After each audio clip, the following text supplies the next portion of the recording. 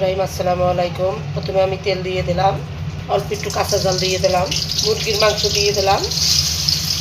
আজ আমি মুরগির মাংস দিয়ে হালিম রান্না করব, আপনারা দেখুন। আমি একটু হলুদ দিয়ে দিলাম মাংসটা কালার হওয়ার জন্য। দিয়ে দিলাম মরিচের গুঁড়া, জিরের গুঁড়া, ধনিয়ার গুঁড়া, এলাচ, দারচিনি, গোলমরিচ, লবঙ্গ, তেজপাতার গুঁড়া। এখন আমি মাংসটা সুন্দর করে কষাই নেব।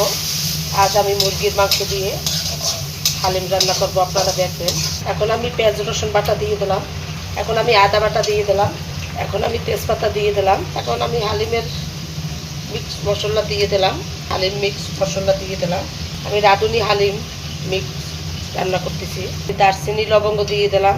দেখেন কতটা সুন্দর হয়েছে কালার। মুরগির মাংস এবং মশলা কষানো হয়ে গেছে। এখন আমি পানি দিয়ে দিচ্ছি। এখন আমি হালিমের ডালটা দিয়ে দিলাম, পরিমাণ মতন পানি দিয়ে দিলাম। আমি হালিমের ডাল সেদ্ধ হওয়ার জন্যে পরিমাণ মতন পানি দিলাম। এখন আমি ঢাকনা দিয়ে দিচ্ছি। আজ আমি মুরগির গোশত দিয়ে হালিম রান্না করতেছি। এখন আমার হালিম রান্না হয়ে গেছে।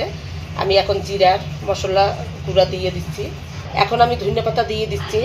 লেবুর রস থাকবে, শসা কুচানো থাকবে, পেঁয়াজ বেরেস্তা থাকবে এর ভিতরে। খুবই মজা হবে। হালিমটা হয়ে গেছে, আপনারা দেখেন কতটা সুন্দর ঘন করে করছি। ঠান্ডা হয়ে গেলে আরও ঘন হয়ে যাবে। আমি হালিম রান্না করছি,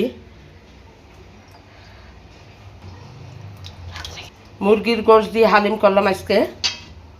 দেখেন আমি বিট লবণ দিয়ে দিচ্ছি হালিমের উপরে, টমেটো কুচি দিয়ে দিচ্ছি, কাঁচা জাল কুচি দিয়ে দিচ্ছি, শসা কুচি দিয়ে দিচ্ছি, ধনিয়া পাতা কুচি দিয়ে দিচ্ছি, লেবুর রস দিয়ে দিচ্ছি। দেখেন কি পরিমাণ লেবুর রস। পেঁয়াজ বেরেস্তা দিয়ে দিচ্ছি। এখন চাট মশলা দিয়ে দিচ্ছি অল্প একটু। দেখেন হালিমটা কতটা সুন্দর হয়েছে। এভাবে আপনারা বানাই খাবেন। লাইক করবেন, কমেন্ট করবেন, শেয়ার করবেন। কমেন্ট করে জানাবেন আমার হালিম কীরকম হয়েছে। আজ এই পর্যন্ত। আল্লাহ হাফেজ।